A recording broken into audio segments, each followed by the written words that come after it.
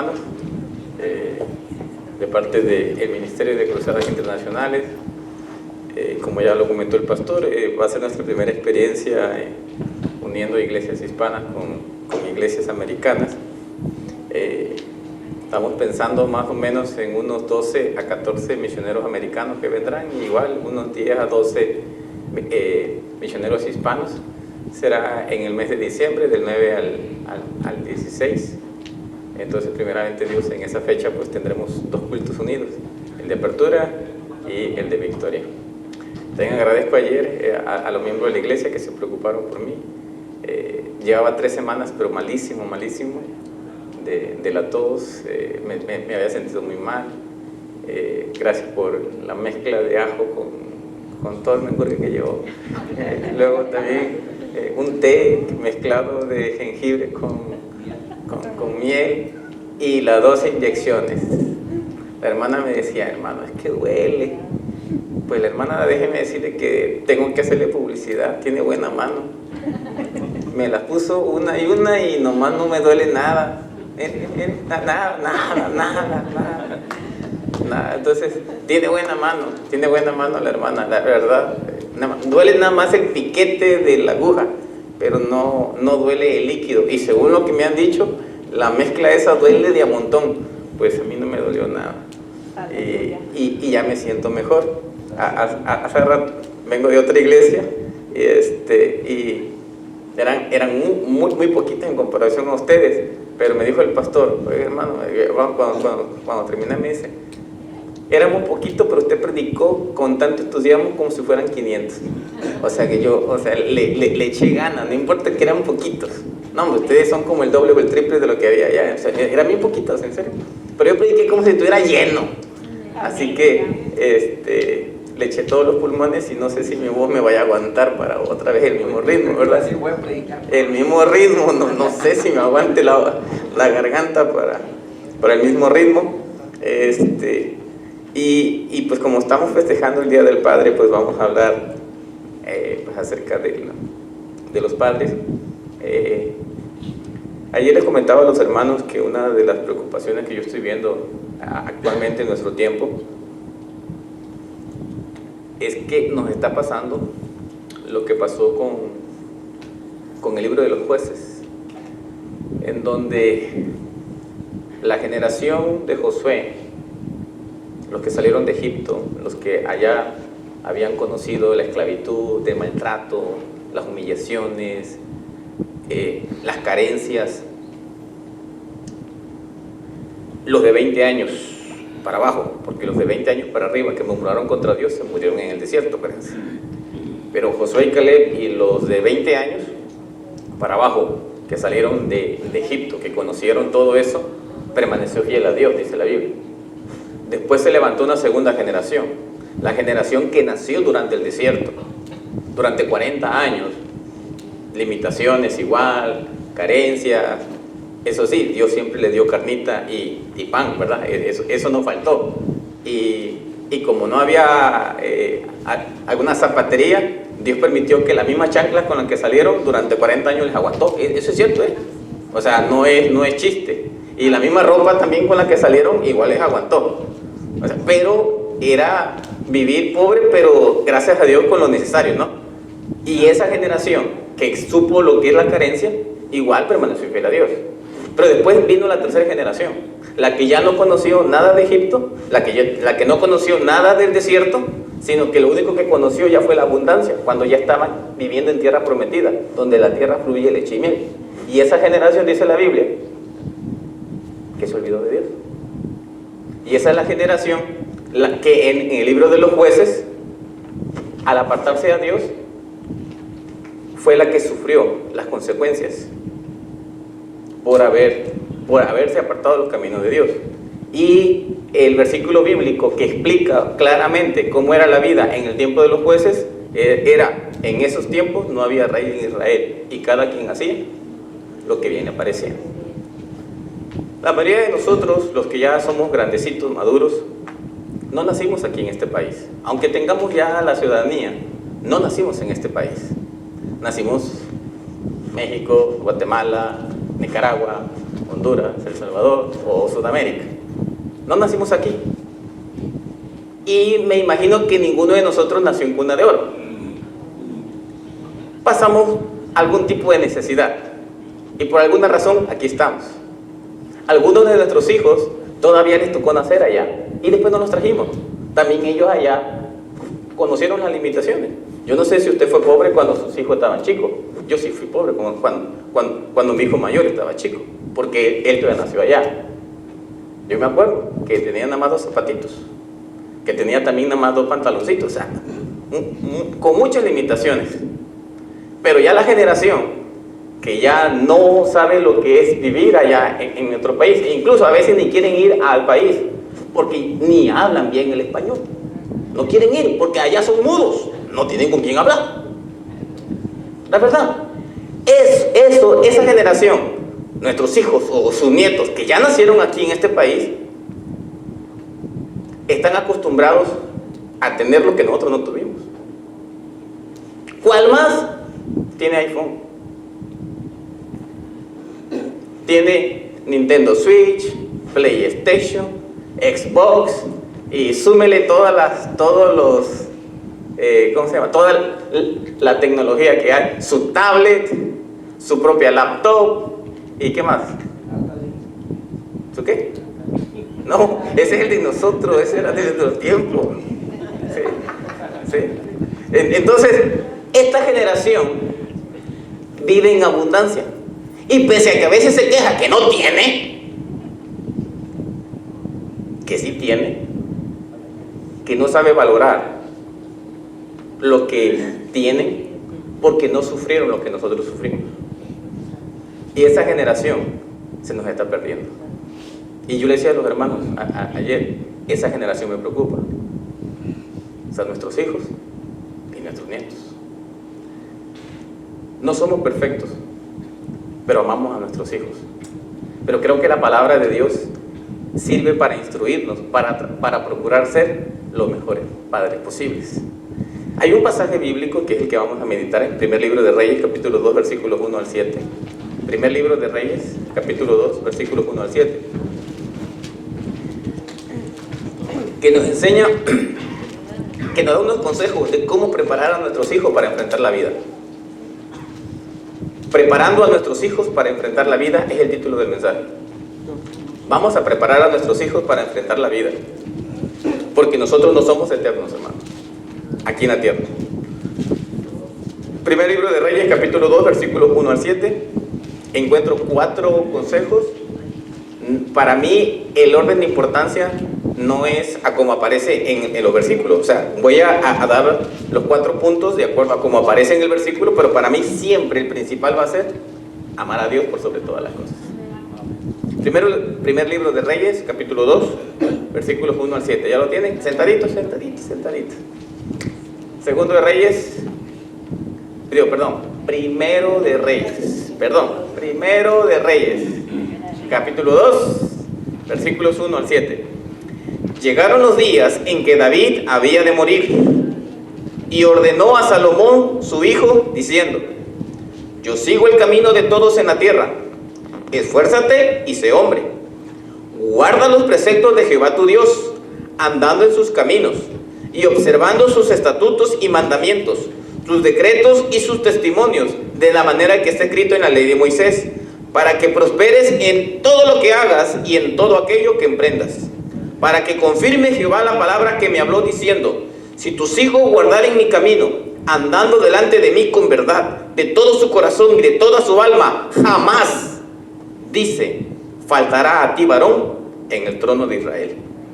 Ya sabes tú lo que me ha hecho Joab, hijo de Sarbia, lo que hizo a 2 generales del ejército de Israel, a Abner, hijo de Ner, y a Amasa, hijo de Jeter, a los cuales él mató, derramando en tiempo de paz la sangre de guerra, y poniendo sangre de guerra en el talabarte que tenía sobre sus lomos, y en los zapatos que tenía en sus pies.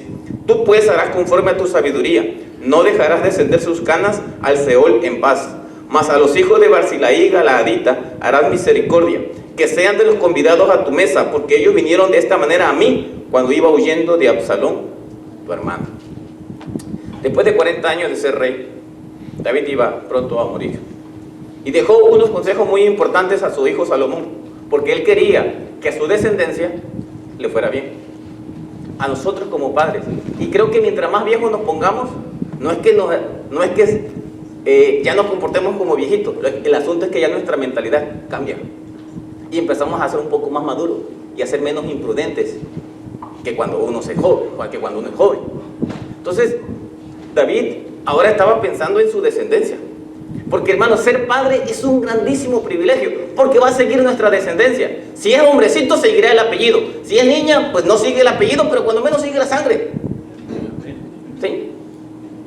Porque es bendición, niño o niña. ¿Sí? Así que nuestra descendencia va a seguir. Y el apellido y la sangre va a seguir. Entonces es un privilegio. Pero también ser padre es una grandísima responsabilidad. Cuando los niños están chiquitos, dicen, ay Señor, yo quería niño y la verdad pues no sabía ni lo que pedía porque salió tremendo. Sí, pero es niño. Y Señor, ya quiero que crezca. No sabe lo que pide. El asunto es que cuando están niños, déjeme decirle que ahorita ya lo entiendo, que soy viejo ya. Y usted dice, ¿cómo que está viejo? Sí. Hace 20 años cuando llegué a este país yo tenía 30, acabo de cumplir 50, ya estoy más viejo, ¿ves? Sí, todavía, pero ya estoy 20 años más viejo de cuando vine hace 20 años. Fíjense, déjenme decirle algo. Cuando los niños están chiquitos, es cierto que son inquietos. Es cierto que, quiere leche a las 2, 3 de la mañana, tengo que despertar. Que ya lloró, que ya tiene coliquitos y que hay que hacerle, sí, es cierto.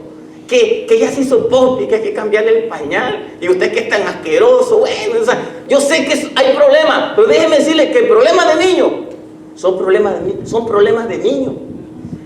Que cuando sus hijos vayan creciendo, créame que va a llegar el momento en que usted va a querer que ese niño adulto vuelva a ser niño, porque los problemas de niños eran más sencillos que los problemas de adultos. Créame.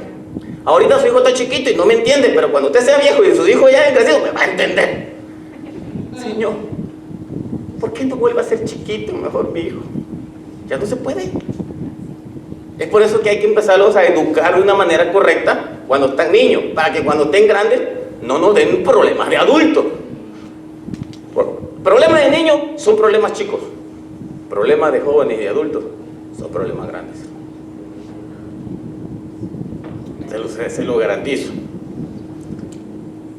David quería que le fuese bien a su hijo.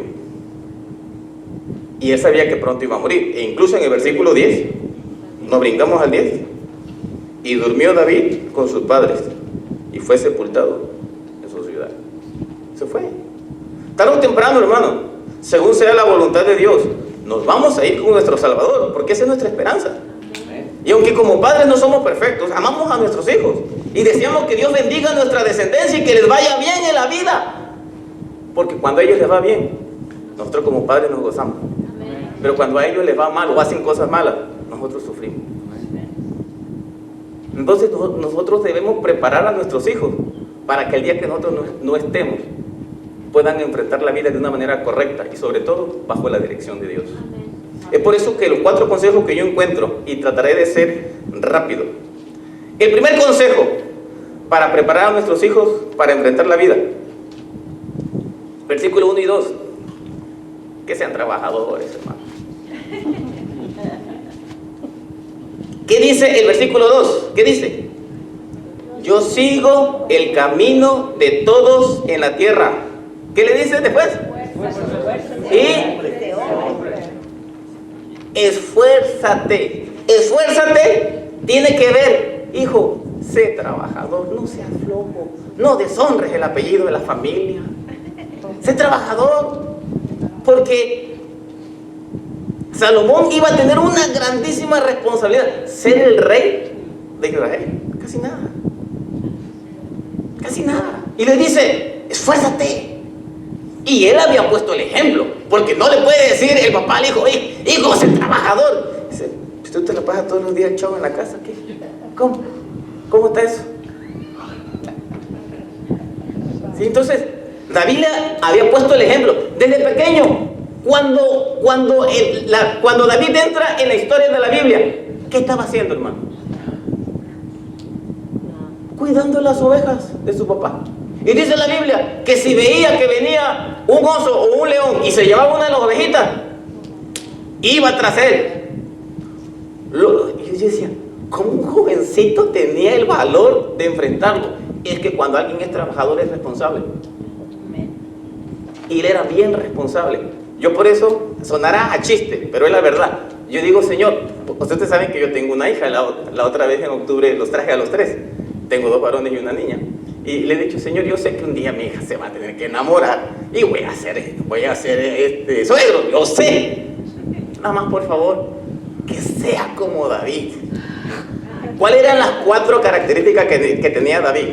La Biblia dice que cuando preguntaron que si conocían a alguien que pudiese venir a tocar el arpa para que el espíritu maligno que atormentaba a Saúl se fuese de él, ¿se acuerdan? Alguien recomendó a David y dio 4 características. Que yo digo, Señor, así lo quiero. Músico. Mis hijos son músicos, ustedes saben. Músico. Dice la Biblia, sabe tocar el arpa. Espiritual. Ahí dice la Biblia, y Dios está con él. Trabajador. Está cuidando las ovejas. Y la 4ª característica que me gusta, era guapo. Hay que buscar mejorar la raza.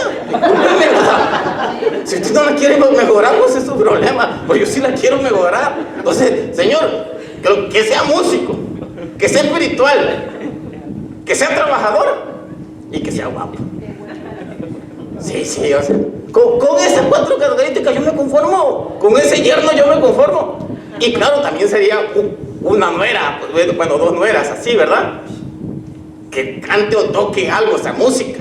Que sea una muchacha espiritual, que sepa cocinar, que no me vaya a mandar con la sopa maruchan a mi hijo al trabajo.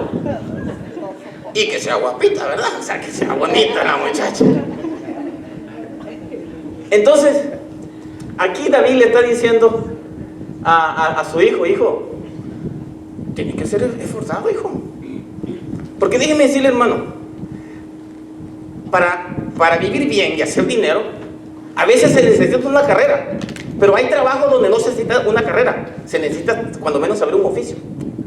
Pero si el muchacho o la muchacha ni tiene carrera ni tiene oficio, pues ¿de qué me sirve tener una nuera muy bonita si no sirve para hacer nada? Entonces, necesitamos enseñar a nuestros hijos desde chiquitos a ser trabajadores. ¿Cómo los voy a enseñar desde chiquitos a ser trabajadores? Hermano, esa educación comienza en la casa. Póngalos a limpiar, a lavar los trastes, a tender la cama, a ser ordenados, a tirar la basura, a cortar la yarda. Enséñenle a cocinar. Hay hombres y mujeres que ni el huevito saben hacer, hermano. Sí, amén, eso. Que le enseñen a planchar. Ya, dice, no, ya tanto así, ya no, ¿verdad?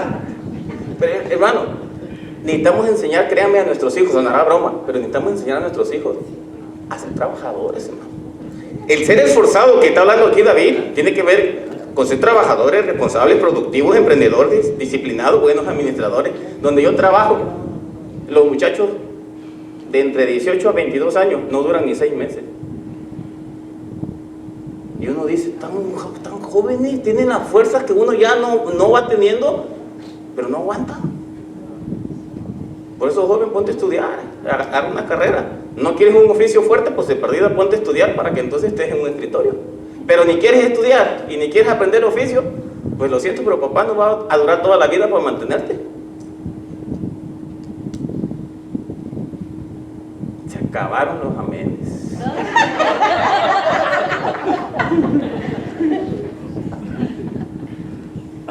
Seguimos al segundo punto, ¿verdad? Entonces, ¿cómo preparamos a nuestros hijos, hermanos, para enfrentar la vida? Primero, enseñándoles a ser trabajadores. Al esforzado se le van a abrir las puertas, al flojo todo se le va a cerrar, hermano. Segundo punto, y para mí es el más importante de todo, la segunda cosa que le debemos enseñar a nuestros hijos, aparte de ser trabajadores.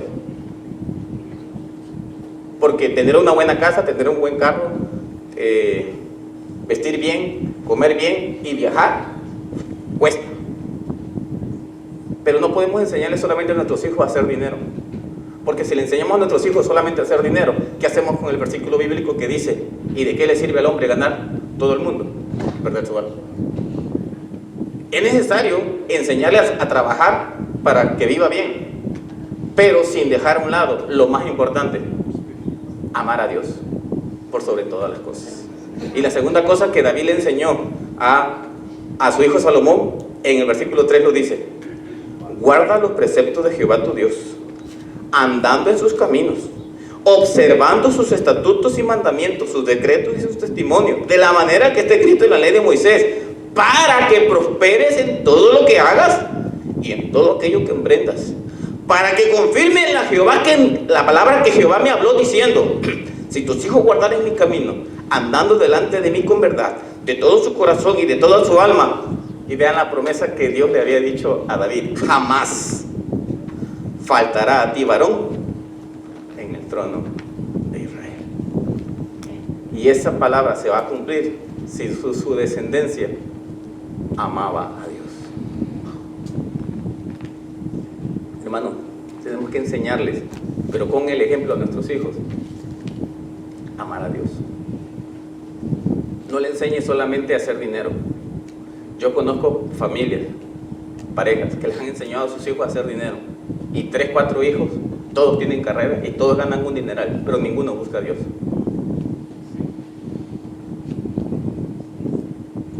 Va a llegar el día en que vamos a dar cuenta delante de Dios. Y va a ser un privilegio que cuando nos presentemos delante de Dios, pese a todos nuestros defectos, cuando se busque nuestro nombre y aparezca en el libro de la vida, tendremos entrada a la vida eterna, porque un día le dimos nuestra vida a Jesucristo y lo recibimos como Señor y Salvador. Y qué bonito será saber que pasaremos toda nuestra eternidad al lado de Dios.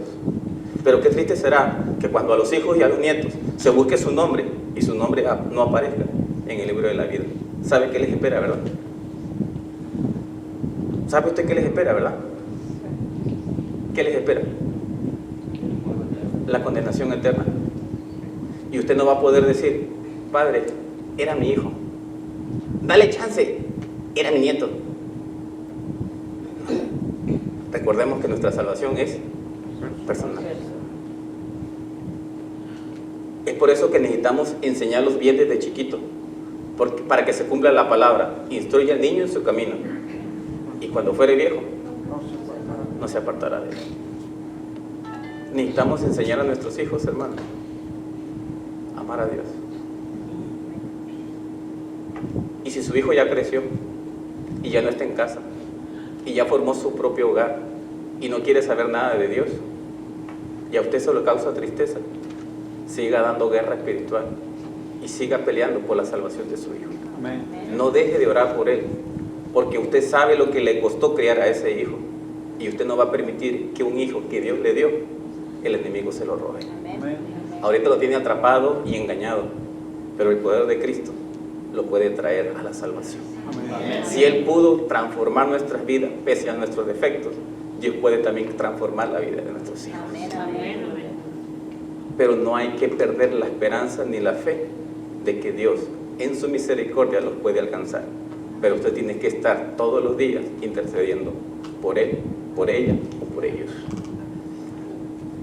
A enseñarles con ejemplo, congregándonos, teniendo una vida devocional correcta, buscar en todo momento la dirección de Dios, entender que el dinero no lo es todo, tener altos valores morales, cuidar el testimonio, huir de la tentación. Porque, hermanos, es fácil perder el rumbo en la vida y apartarnos del camino de Dios, porque en esta vida hay muchas tentaciones y muchos afanes, y los errores cuestan caro. David lo sabía por experiencia propia, lo tenía todo y se fijó en la mujer prohibida y no pensó en las consecuencias. Y dice la Biblia que lo que hizo él fue desagradable a los ojos de Dios. Y el hijo, Salomón, no aprendió que su papá falló por fijarse en una mujer prohibida.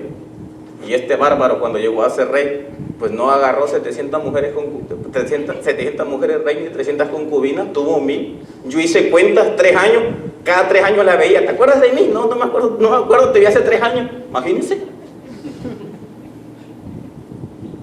Y dice la Biblia que las mujeres apartaron el corazón de Salomón, el cual ya no fue recto delante de Dios, y Dios rompió el reino. ¿Se acuerdan de eso? Los errores cuestan, hermano. Es por eso que necesitamos enseñarle a nuestros hijos con nuestro ejemplo a ser fiel a Dios y amar a Dios por encima de todas las cosas. Tercero, porque ya no volvió el amén. Le tenemos que enseñar a nuestros hijos, para prepararlos en la vida, a ser, primero, trabajadores, esforzados, ¿verdad? Trabajadores. Segundo, le tenemos que enseñar a amar a Dios o ser fiel a Dios. Tercer cosa que encuentro, está en el versículo 5 al 6, es enseñarle a nuestros hijos a ser justos. David le recuerda a Salomón que Joab había matado a 2 generales del ejército de Israel, a Abner y a Amasa. Dice, los mató derramando en tiempo de paz la sangre de guerra. Y después en el 6 le dice, tú pues harás conforme a tu sabiduría, no dejarás descender sus canas al Seol en paz. Hay que enseñarle a nuestros hijos que un cristiano, que parte de demostrar nuestra fe en Cristo, es que tenemos que aprender a ser justos, porque Dios es justo. Necesitamos enseñarles a hacer siempre lo correcto,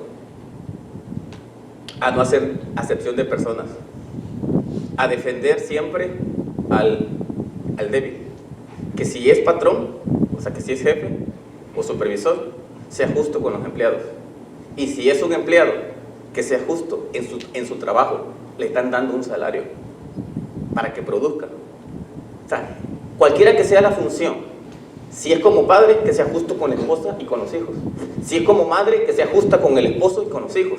Y si es un hijo, que sea justo con papá y con mamá. Pero enseñarle el sentido de justicia. David sabía que él había sido injusto. En la misma situación que pasó cuando le falló a Dios, él tenía, la Biblia habla de que él tenía un buen equipo de trabajo. Tenía 3 valientes, pero también tenía 30 valientes. Y que de esos 30 valientes había uno que se llamaba Urías. Ese era de los que siempre estaban, donde estaba el pleito más bueno, él ahí estaba, porque era bien valiente. Cuando David se fijó en la mujer prohibida y quedó embarazada, llamó a Urías para que se pensase que el hijo que estaba esperando la mujer era del esposo y no producto de una infidelidad. Y como Urías no quiso ir a su casa porque era fiel al rey y a su reino, entonces David lo envió con una carta que él mismo llevó al general, donde decía, ponlo al frente, y cuando el enemigo ataque, lo dejan solo para que lo mate. David había sido injusto y lo pagó caro, porque por haberle él actuado de una manera injusta y haber participado en la muerte de uno de sus mejores soldados, en la espada, dice la Biblia, que entró a su casa, y entre sus propios hijos se mataron uno al otro, y uno de sus propios hijos se rebeló contra el propio rey, y por un tiempecito lo destronó del reino, y él tuvo que huir. Todo eso fue consecuencia de lo injusto que había sido y de que le había fallado a Dios. Necesitamos enseñarle a nuestros hijos, hermanos, a que siempre, de una u otra manera, cualquiera que sea la función que están haciendo en este mundo, sean justos, sean correctos. Y por último, para no hacerlo muy largo, que les enseñamos a ser trabajadores, amar a Dios, a ser justos, y cuarto es que sean agradecidos. Versículo 7. Mas a los hijos de Barzilai Galadita harás misericordia, que sean de los convidados a tu mesa, porque ellos vinieron de esta manera a mí cuando iba huyendo de Absalón, tu hermano. El ser agradecidos tiene que ver con que nunca olvidemos a quienes nos ayudaron, a quienes en momentos difíciles nos tendieron la mano. Déjeme decirle, hermano, uno nunca va a pagar el favor, y se lo voy a ejemplificar. Supongamos que usted no tiene buen crédito y hay un hermano en la iglesia o una hermana que tiene buen crédito. Usted le pide el favor que le saque un carro. Usted se compromete a pagarlo por 5 o 6 años. Le da su palabra que lo va a pagar, pero que usted no tiene buen crédito, porque quizás tiene poco, porque en el pasado tuvo muchos errores, no tiene buen crédito, y el hermano o la hermana le saca el carro. Y usted puntualmente paga y termina de pagarlo. Y después usted empieza a hablar mal de esa persona. Y usted dice, no le debo nada, porque yo pagué el carro. Usted pagó el adeudo del carro, pero usted jamás va a poder pagar el favor de que alguien le sacó un carro con su crédito. ¿Me expliqué? El favor es haberle sacado el carro con el crédito de esa persona. Y eso es algo que usted nunca lo va a pagar. Usted pagó el adeudo, el costo del vehículo, pero usted el favor lo tiene que agradecer. Eso es ser agradecido. Lo que la historia que el pastor nos comentó tiene que ver con eso, con ser agradecido. Hijos, no le pueden cobrar a papá o a mamá. Perdonen, pero todo lo que nosotros le hemos dado a ustedes sobrepasa a lo que nosotros le podamos deber a ustedes. Cuando un hijo ve que su papá o mamá es agradecido, es un hijo que sabe agradecer cuando él crece y ve que su papá ya envejece. Sabe agradecer, sabe ayudar, sabe tender la mano y sabe valorar el tiempo y los años que Dios les dé de vida a sus padres, porque ya después que partan con el Señor, por más que lloremos, pues ya no pueden volver. Nosotros vamos para allá, pero ellos ya no pueden volver para acá. Un hijo que es trabajador, un hijo que ama a Dios, un hijo que es justo y un hijo que es agradecido, cuando nosotros no estemos, déjeme decirle que a ese hijo, gracias a Dios, nada le va a faltar. Porque un hijo trabajador, que ama a Dios, que es justo y que es agradecido, es un hijo que es agradable a los ojos de Dios. Y que la promesa que David perseguía al enseñarle a su hijo todo esto está en el versículo 3, para que prosperes en todo lo que hagas y en todo aquello que emprendas. ¿Captamos? ¿Queremos que a nuestros hijos les vaya bien? Enseñémosles desde la casa a ser trabajador, a amar a Dios, a ser justo y a ser agradecido. Hijo, ¿quiere que te vaya bien en la vida? Sé trabajador, ama a Dios, sé justo y sé agradecido. Y vas a ver cómo la mano de Dios estará sobre ti y sobre tu descendencia. Amén. Gracias por su tiempo. Quiero orar por ustedes. Yo sé que ya sus hijos salieron, ¿verdad? Los más chiquitos. Yo no sé cómo está la situación, papá, con hijo. Yo no sé si tiene un hijo que le está dando dolor de cabeza. Pero yo quisiera orar por usted y por su descendencia. Amén. Si usted tiene algún conflicto ahí con alguien, no deje de orar por él. Que a veces no le escucha y le rechaza lo que usted está hablando, siga orando por él. Porque el día que menos usted lo espere, Dios hará el milagro. Amén. Vamos a orar. Se ponen en pie.